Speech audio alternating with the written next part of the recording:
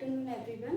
आज के लेक्चर में हम एसएससी एमटीएस के लिए, जिसमें हम कौन सा क्या पढ़ रहे हैं, कौन से सब्जेक्ट जीएस और जीके में टॉपिक वाइज पढ़ रहे हैं, जहाँ से हमारे क्या एक एक क्वेश्चन कंप्लीट हो जाएगा। जैसे हम शास्त्रीय नृत्य देख रहे हैं, जिसमें हमने 3 देख लिए। कौन कौन से हमारे कंप्लीट हो गए हैं हम उसको देख लेते हैं एक बार, क्योंकि रिवीजन करना बहुत ज़रूरी है, ताकि हमको चीज़ें याद रहे कि हमने क्या क्या चीज़ें पढ़ ली है। सबसे पहले हमने क्या देख लिया, भरतनाट्यम। भरतनाट्यम जो कि सबसे प्रचलित विधा है। हमको शास्त्रीय नृत्य कितने देखने हैं, तो 8 शास्त्रीय नृत्य है, जिसमें सबसे पहले हमने भरतनाट्यम देख लिया, जो कि मुख्य रूप से कहाँ पे किया जाता है और जिसका उद्भव कहाँ से हुआ, तमिलनाडु में। तो जो भरतनाट्यम है वो कहाँ पे किया जाता है, तमिलनाडु में। इसके प्रमुख जो कलाकार हैं वो हमने देख लिया था।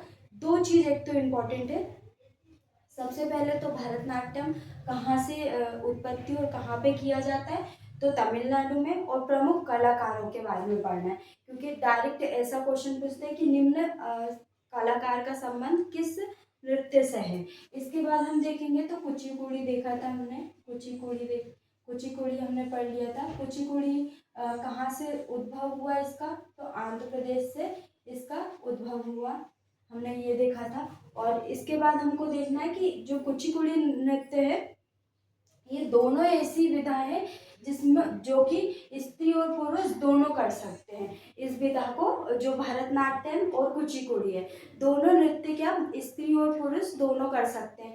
पर जो हम नेक्स्ट देखेंगे, इसके भी हमने कुचिपुड़ी के भी प्रमुख जो कलाकार हैं हमने उनके बारे में भी देख लिया था कि कौन कौन से फेमस कलाकार हैं जिन्होंने पुनः जो कुचिपुड़ी नृत्य है उसको जीवित किया, तो ये हमने देखा। इसके बाद कथकली कहाँ पे इसका उद्भव हुआ, तो केरल के तटों पर। तो केरल में ये किया जाता है। केरल में 2 शास्त्रीय नृत्य किया जाता है। एक तो मुख्य रूप से किसका उद्भव हुआ, कथकली का और मोहिनीअट्टम, जो कि हम आज पढ़ेंगे। तो केरल में इसका उद्भव हुआ। इनमें हमने प्रमुख कलाकार भी पढ़ लिए। और एक इसमें विशेष चीज कि जो कथकली है वो केवल क्या पुरुषों के द्वारा किया जाता है। किसके द्वारा, पुरुषों के द्वारा कथकली किया जाता है। तो ये दो हम देखेंगे केरल में उद्भव हुआ, एक तो कथकली का, और आज के लेक्चर में हम देखेंगे मोहिनीअट्टम। तो मोहिनीअट्टम का, तो ये हमारे 3 कंप्लीट हो गए। भरतनाट्यम कंप्लीट हो गए, कुचिपुड़ी कंप्लीट हो गया और कथकली। ये तीनों जो शास्त्रीय नृत्य है वो हमारे कंप्लीट हो गए। आज हम 4th है और किसको देखेंगे, मोहिनीअट्टम को देखेंगे। मोहिनीअट्टम के बारे में जितनी भी इम्पोर्टेंट चीज़ें हैं जो एग्जाम के पॉइंट ऑफ व्यू से इम्पोर्टेंट है, हम उसको देखेंगे। सबसे पहले जो मोहिनीअट्टम है, केरल के 2 शास्त्रीय नृत्यों में से क्या है, एक है। तो एक कौन सा है, कथकली, जो कि हमने लास्ट लेक्चर में इसको कंप्लीट कर लिया था, जो कि किसके द्वारा, केवल पुरुषों के द्वारा किया जाने वाला नृत्य है। इसके बाद हम देखेंगे सब में हम ये बेसिक चीज़ें पढ़ते ही हैं कि 19वीं सदी में क्या, 19वीं सदी में त्रावणकोर के शासक स्वाति थिरुवल्लुवर ने क्या किया था, मोहिनीअट्टम के संरक्षण में महत्वपूर्ण भूमिका निभाई थी। तो ये कब किया था, 19वीं सदी में किया था। इसके बाद जब जब जो मोहिनीअट्टम विलुप्त होने की कगार पे था, तो जो मलयाली कवि है, कौन है, बी एन मेनन ने क्या किया था, कल्याणी अम्मा जो मोहिनीअट्टम की प्रमुख कलाकार है, उनके साथ मिलकर क्या किया था, मोहिनीअट्टम को पुनः जीवित किया था। तो ये 2 व्यक्तियों के नाम हमको याद रखने, विशेष करके बी.एन. मेनन और कल्याणी अम्मा। तो ये 2 व्यक्तियों के नाम हमको देखना है कि इन दोनों का संबंध किस किस नृत्य से है, तो मोहिनीअट्टम से है। इसके बाद हम देखेंगे मोहिनीअट्टम के प्रमुख वाद्य यंत्र के बारे में पढ़ेंगे।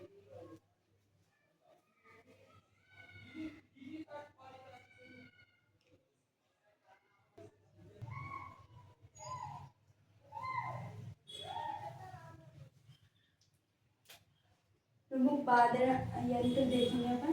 तो सबसे पहले इसमें क्या, मोहिनीअट्टम में वीणा का प्रयोग क्या हुआ था, अभी अभी हाल ही के वर्षों में वीणा का प्रयोग करना स्टार्ट कर दिया था। ढोल है, बांसुरी, झांझ, तो ये दोनों है, एक तो मृदक है और एक वीणा है। ये दोनों का क्या अभी हाल ही के वर्षों में प्रयोग करना स्टार्ट किया।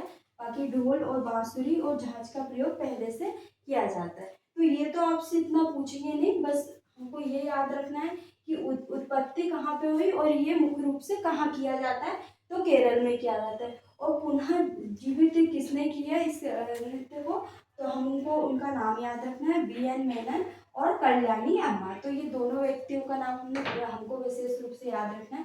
इसके बाद हम देखेंगे प्रमुख कलाकार। तो प्रमुख कलाकार में देखेंगे हमको कल्याणी अम्मा, जो अभी हमने देखा, पुनः जीवित करने के लिए इनका नाम हमको याद रखना है। इसके बाद भारती शिवाजी, रागिनी देवी, इसके बाद हेमा मालिनी, श्रीदेवी, शांताराव, इसके बाद तारा निडी गाड़ी, गीता गायन, जया प्रभा मेनन और माधुरी अम्मा। तो ये प्रमुख जो कलाकार हैं उनका नाम हमको याद रखना है, जो कि मोहिनी अट्टम में इम्पोर्टेंट है।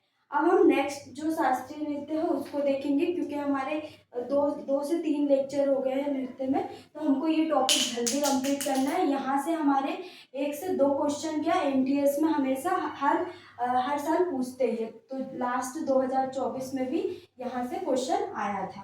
तो हम नेक्स्ट जो नृत्य है उसके बारे में देखते हैं।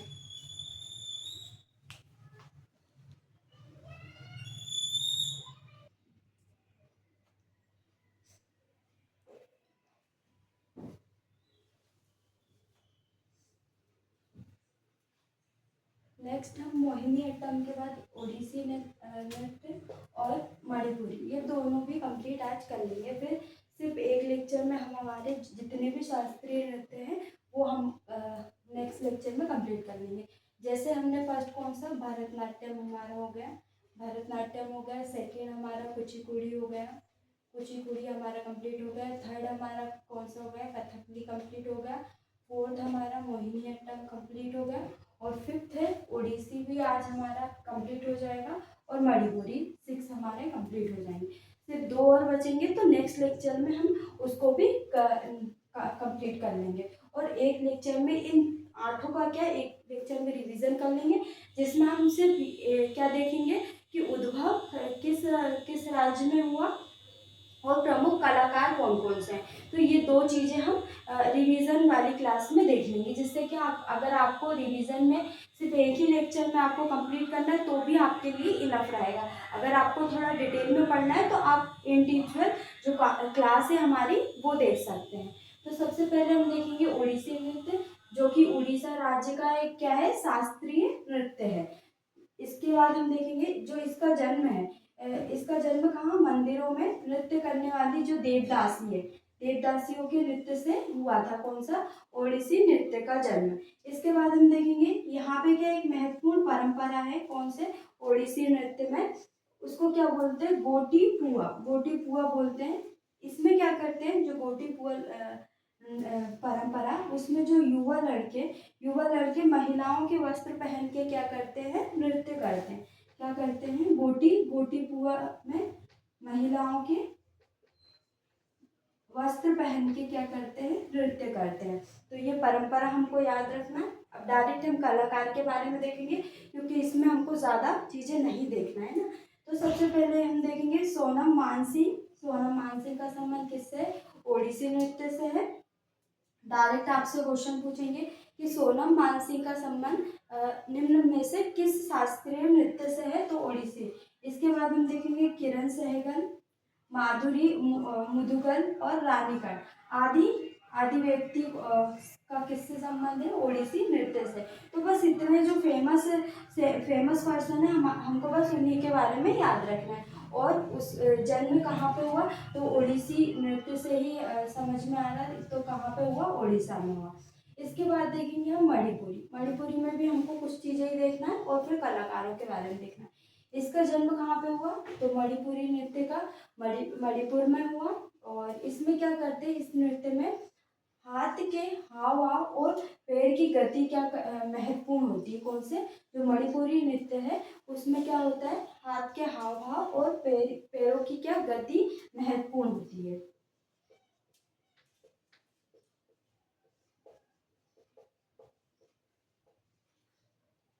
और एक चीज और इम्पोर्टेंट है, यहाँ पे क्या, चेहरे पतले घूंघट से ढके होते हैं। तो ये दो चीज़ें हमको किस नृत्य के बारे में याद रखना है, मणिपुरी। इसके बाद देखेंगे तांडव और लास्ट से दोनों पर क्या दिया जाता है, दोनों का प्रयोग किया जाता है, पर ज़्यादा महत्व किसको दिया जाता है, तो लास्ट से को सबसे ज़्यादा क्या महत्व दिया जाता है। तो ये तीन चीज़ें मणिपुरी नृत्य में हमको याद रखना है कि हाथ के हावभाव और पैरों की गति महत्वपूर्ण होती है और चेहरे पर पतले जो चेहरा है वो पतले घूंघट से ढका होता है। इसके बाद हम देखेंगे प्रमुख कलाकार देखेंगे मणिपुरी नृत्य के, तो गुरु अमली सिंह, इसके बाद देखेंगे अमिताभ सिंह, नल कुमार सिंह, कलावती देवी, इसके बाद चारू माथुर, गोपाल सिंह। आदि व्यक्तियों का संबंध किससे है, तो मणिपुरी नृत्य से है। तो ये हमारे कितने हो गए, 6 शास्त्रीय नृत्य हमने कंप्लीट कर लिए। 2 और हमारे बचे हैं, तो हम उसको नेक्स्ट लेक्चर में कवर कर लेंगे। बाकी हम एक बार 6 का क्या एक बार रिवीजन कर लेते हैं कि कहाँ से उद्भव कहाँ से हुआ है।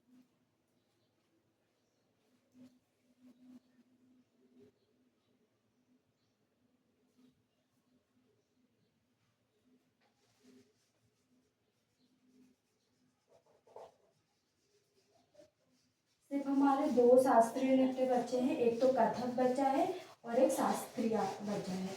तो ये दोनों हम नेक्स्ट लेक्चर में कवर कर लेंगे और नेक्स्ट लेक्चर में ही हम क्या रिवीजन भी कर लेंगे।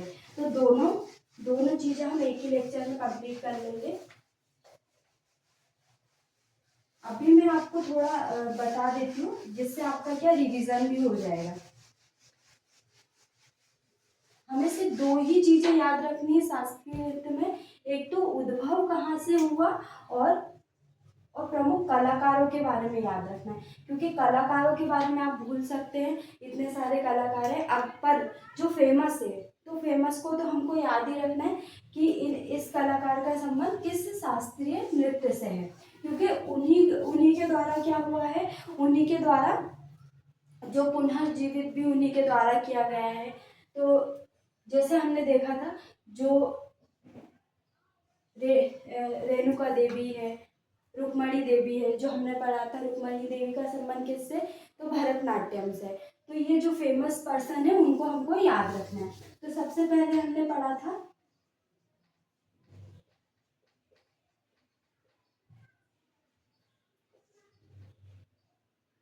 भरतनाट्यम, इसके बाद हमने देखा था सेकंड कुचिपुड़ी देखा था हमने, इसके बाद हमने थर्ड देखा था कथकली, और फोर्थ हमने आज के लेक्चर में भी पढ़ा मोहिनीअट्टम।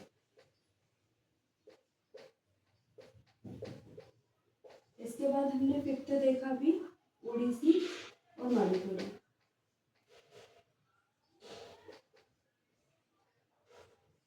सिक्स हमने देखा मणिपुरी। ये दोनों के नाम से ही हमको समझ में आ रहा है कि जो मणिपुरी नृत्य है उसका जन्म कहाँ पे, उत्पत्ति कहाँ पे हुई होगी, मणिपुर में, और जो उड़ीसी है उसकी भी कहाँ पे, उड़ीसा में हुई होगी। बस हमको ये जो 6 है उनकी उत्पत्ति का ध्यान रखना है कि कहाँ पे हुई है। तो सबसे पहले हम देखते हैं मणिपुरी नृत्य की, तो कहाँ पे हुई है इसकी उत्पत्ति, मणिपुर में हुई है। इसके बाद हम देखेंगे ओडिसी नृत्य की कहाँ पे हुई है, तो उड़ीसा में हुई है। इसको हम याद रख सकते हैं क्योंकि इसी के नाम में ही इसकी उत्पत्ति के बारे में। इसके बाद हम देखेंगे मोहिनीअट्टम की कहाँ पे हुई है, मोहिनीअट्टम और केरल, तो ये कथकली, ये दोनों को ये कहाँ पे उत्पत्ति हुई है, केरल में हुई है। ये केरल के दोनों क्या है, शास्त्रीय नृत्य है। इसके बाद हम देखेंगे कुचिपुड़ी, तो कुचिपुड़ी की कहाँ पे उत्पत्ति हुई है, आंध्र प्रदेश में।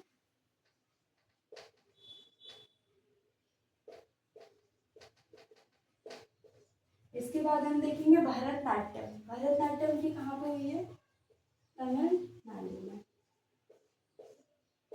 तो ये हमने छह जो शास्त्रीय नृत्य है उसका एक बार रिवीजन और कर लिया, और हमको क्या प्रमुख जो कलाकार है उसको हम कल देखेंगे और सभी कलाकारों को देखेंगे और याद करने की कोशिश करेंगे, क्योंकि हमारी क्या कल रिवीजन क्लास भी रहेगी। और इसको हम क्या पूरा कंप्लीट भी कर लेंगे, क्योंकि हमारे 2 शास्त्रीय नृत्य अभी रह गए हैं, सातवा और आठवा। सातवा है हमारा कथक और आठवा है शास्त्रीय। तो ये 7 शास्त्रीय नृत्य हमारे कंप्लीट होने के बाद हम क्या करेंगे, इसका एक रिवीजन कर लेंगे। इसके बाद हम जो आर्ट एंड कल्चर है, आर्ट एंड कल्चर में हमारा जो शास्त्रीय नृत्य है वो टॉपिक हमारा कंप्लीट हो जाएगा। इसके बाद हम क्या लोक नृत्य देख लेंगे, जो कि हर स्टेट में हमको देखना है। जैसे मध्य प्रदेश में मुख्य रूप से कौन कौन से नृत्य किए जाते हैं, छत्तीसगढ़ में कौन कौन से नृत्य किए जाते हैं। तो डायरेक्ट आपसे यही पूछेंगे कि निम्नलिखित में से कौन सा लोक नृत्य किस राज्य में किया जाता है। बस आपको जो लोक नृत्य है वहाँ से सिर्फ एक ही क्वेश्चन आएगा कि निम्नलिखित में से यह नृत्य किस राज्य में किया जाता है। अगर डीपली पूछेंगे तो हम उसके बारे में थोड़ा बहुत और पढ़ लेंगे कि इस नृत्य को और कहाँ कहाँ किया जाता है और इसमें क्या विशेष चीज़ें हैं, तो हम इसके बारे में भी पढ़ लेंगे। उसके बाद हमारा आर्ट एंड कल्चर, कला एवं संस्कृति में और भी टॉपिक है। जैसे मंदिर है तो मंदिरों की क्या स्थापत्य कला हम देख लेंगे, कौन कौन से मंदिर इम्पोर्टेंट है। जैसे खजराना हो गया है ना, खजुराहो के मंदिर हो गए। तो हम जो भी इम्पोर्टेंट मंदिर है हम उसकी कि सबसे पहले किस राजा के द्वारा बनवाए गए हैं ना, और किस राज्य में। तो जो जो इम्पोर्टेंट चीज़ें हैं मंदिरों से जो एसएससी पूछता है तो हम वहाँ से चीज़ें पढ़ेंगे, क्योंकि अदर चीज़ें पढ़ने से कोई मतलब नहीं है, ज़्यादा फैक्ट हमको देखना नहीं है क्योंकि हम ऐसे भूल ही जाएंगे। तो हमको कम फैक्ट देखना है, पर जो इम्पोर्टेंट है उस चीज़ को देखना है। इसके बाद हमें मेले भी देखना है, हम मेले भी इसी में पढ़ लेंगे। और वाद्य यंत्र, वाद्य यंत्र के बारे में भी देखना है, कौन कौन से वाद्य यंत्र हैं और उनका संबंध किस व्यक्ति से है, और उन व्यक्तियों के बारे में विशेष चीज़ें क्या हैं कि उनको कौन कौन से पुरस्कार मिले हैं ना। तो ये चीज़ें हम वाद्य यंत्र में देखेंगे। तो इसमें हम 2-3 लेक्चर में हम इसको भी कंप्लीट कर लेंगे। तो जितने भी टॉपिक है वो हमारे 1 से 2 नंबर कवर करते ही हैं। तो आर्ट एंड कल्चर का टॉपिक भी हम पहले कवर करेंगे, उसके बाद हम पॉलिटिकल साइंस पढ़ेंगे, जिसमें सिर्फ हमको 2 से 3 चीज़ें पढ़ना है, अनुच्छेद, संविधान संशोधन और कुछ चीज़ें और देखना है। तो पॉलिटी में हमको इतनी सारी चीज़ें नहीं देखना है, पर जो आर्ट एंड कल्चर है उसमें हमको ज़्यादा चीज़ें देखना है, तो हम उसको पहले अच्छे से कवर कर लेते हैं। ज्योग्राफी का भी काफ़ी हमारा पोर्शन कंप्लीट हो गया है और इकोनॉमिक्स का भी हमने कर लिया है। बाकी हिस्ट्री का भी जैसे हमने जो प्रमुख ऐतिहासिक लड़ाइयाँ हैं वो हमारा कंप्लीट हो गया है। धीरे धीरे हम जो कला जो आर्ट एंड कल्चर है वो भी हमारा कंप्लीट कर रहे हैं। फिर उसके बाद सभी टॉपिक एक बार कंप्लीट हो जाएंगे तो उसका फिर मैं एक एक क्लास में क्या रिवीजन कर लेंगे ताकि आपको चीज़ें याद रहें।